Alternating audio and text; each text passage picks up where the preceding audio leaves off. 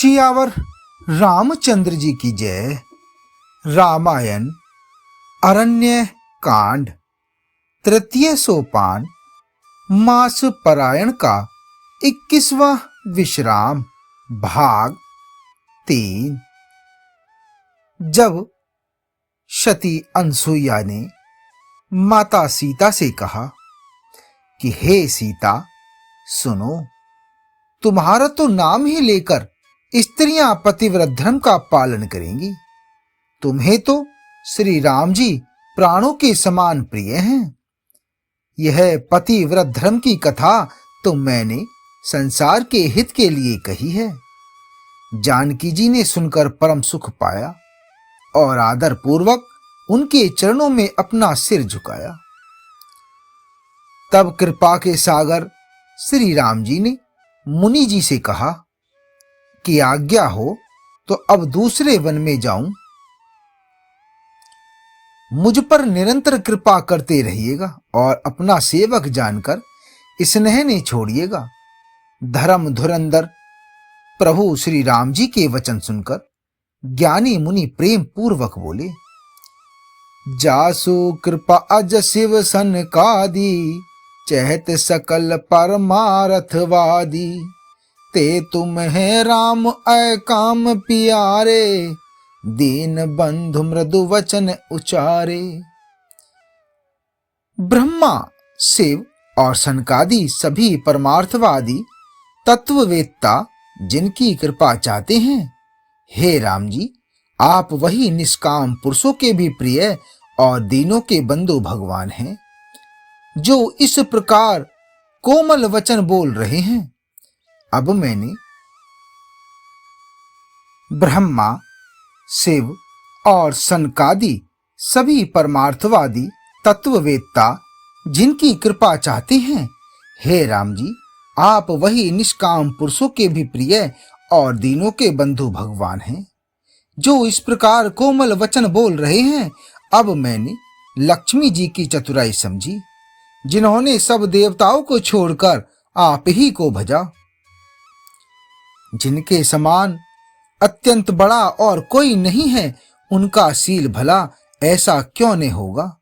मैं किस प्रकार कहूं कि हे स्वामी आप अब जाइए, हे नाथ आप अंतर्यामी हैं, आप ही कहिए। ऐसा कहकर धीर मुनि प्रभु को देखने लगे। मुनि के नेत्रों से प्रेमा अश्रुओं का जल बह रहा है और शरीर पुलकित हो रहा है। मुनि अत्यंत प्रेम से पूर्ण हैं, उनका शरीर पुलकित है और नेत्रों की श्री राम जी के मुख कमल में लगाए हुए हैं। मन में विचार कर रहे हैं कि मैंने ऐसे कौन से जप तप किए थे जिसके कारण मन, ज्ञान, गुण और इंद्रियों से परे प्रभु के दर्शन पाए। जप, योग और धर्म समूह से मनुष्य अनुपम भक्ति को पाता है। श्री रघुवीर के पवित्र चरित्र को तुलसीदास जी रात दिन गाते हैं। श्री रामचंद्र जी का सुंदर यश कलयुग के पापों का नाश करने वाला, मन को दमन करने वाला और सुख का मूल है। जो लोग इसे आदर पूर्वक सुनते हैं, उन पर श्री राम जी प्रसन्न रहते हैं। यह कठिन कलिकाल पापों का खजाना है। इसमें न धर्म है, न ज्ञान है और न योग तथा जप ही है। इसमें तो जो लोग सब भरोसों को छोड़कर श्री राम जी को ही भजते हैं, वे ही चतुर हैं। मुनि के चरण कमलों में सिर नवाकर देवता, मनुष्य और मुनियों के स्वामी श्री राम जी वन को चले। आगे श्री राम जी हैं और उनके पीछे छोटे भाई लक्ष्मण जी हैं। दोनों ही मुनियों का सुंदर वेश बनाए अत्यंत सुशोभित हैं। दोनों के बीच में श्री जानकी जी कैसी सुशोभित हैं, जैसे ब्रह्मा और जीव के बीच माया हो। नदी, वन, पर्वत और दुर्गम घाटियां सभी अपने स्वामी को पहचानकर सुंदर मार्ग दे देते हैं। जहां जहां देव श्री रघुनाथ जी जाते हैं, वहां वहां बादल आकाश में छाया करते जाते हैं। मार्ग में जाते हुए विराध राक्षस मिला। सामने आते ही श्री रघुनाथ जी ने उसे मार डाला। श्री राम जी के हाथ से मरते ही उसने सुंदर दिव्य रूप प्राप्त कर लिया। दुखी देखकर प्रभु ने उसे अपने परम धाम को भेज दिया। फिर वे सुंदर छोटे भाई लक्ष्मण जी और सीता जी के साथ वहां आए, जहां मुनि सरभंग जी थे। देखे राम मुख पंकज, मुनिवर लोचन भृंग, सादर पान करत अति, धन्य जन्म सरभंग। श्री रामचंद्र जी का मुख कमल देखकर मुनि श्रेष्ठ के नेत्र रूपी भौरे अत्यंत आदर पूर्वक उसका मकंद रस पान कर रहे हैं। सरभंग जी का जन्म धन्य है। मुनि ने कहा कि हे कृपालु रघुवीर, हे शंकर जी के मन रूपी मानसरोवर के राजहंस, सुनिए, मैं ब्रह्मलोक को जा रहा था। इतने में कानों से सुना कि श्री राम जी वन में आएंगे। तब से मैं दिन रात आपकी ही राह देखता रहा हूं। अब आज प्रभु को देखकर मेरी छाती शीतल हो गई।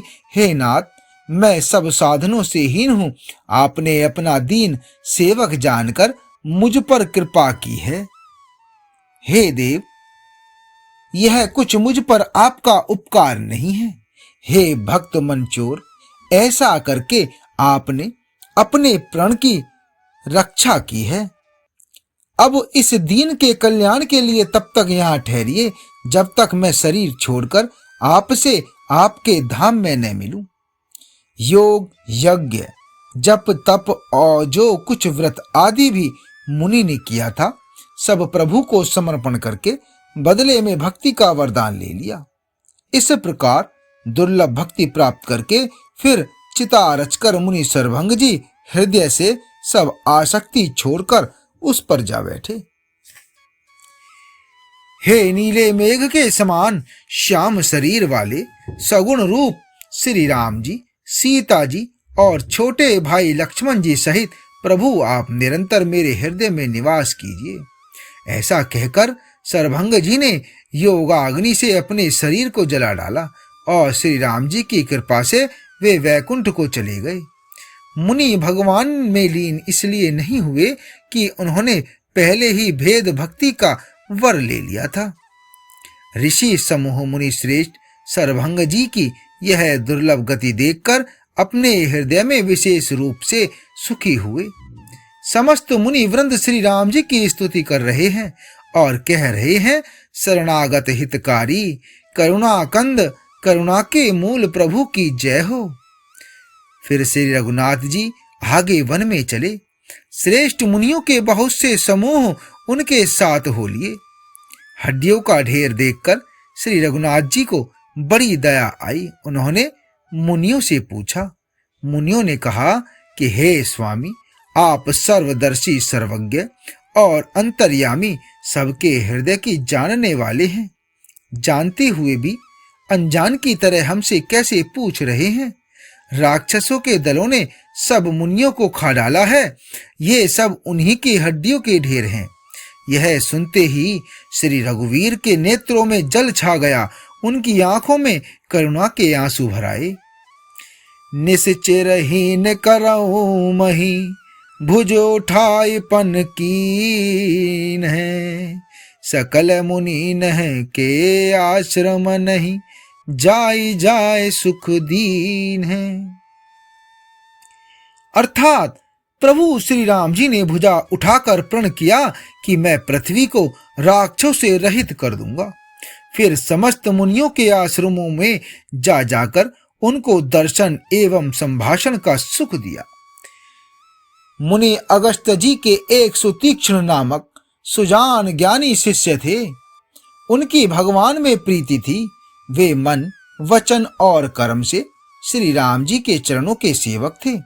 उन्हें स्वप्न भी किसी दूसरे देवता का भरोसा नहीं था। उन्होंने ज्यों ही प्रभु का आगमन कानों से सुन पाया, त्यों ही अनेक प्रकार के मनोरथ करते हुए वे आतुरता शीघ्रता से दौड़ चले। हे विधाता, क्या दीन बंधु श्री रघुनाथ जी मुझ जैसे दुष्ट पर भी दया करेंगे?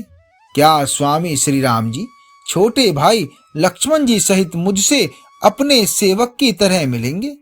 मेरे हृदय में दृढ़ विश्वास नहीं होता, क्योंकि मेरे मन में भक्ति, वैराग्य या ज्ञान कुछ भी नहीं है। मैंने न तो सत्संग, योग, जप अथवा यज्ञ ही किए हैं और न प्रभु के चरण कमलों में मेरा दृढ़ अनुराग ही है। हाँ, दया के भंडार प्रभु की एक बाण है कि जिसे किसी दूसरे का सहारा नहीं है, वह उन्हें प्रिय होता है। भगवान की इस बाण का स्मरण आते ही मुनि आनंद मग्न होकर मन ही मन कहने लगे। आगे का भाग 4 में। जय श्री राम।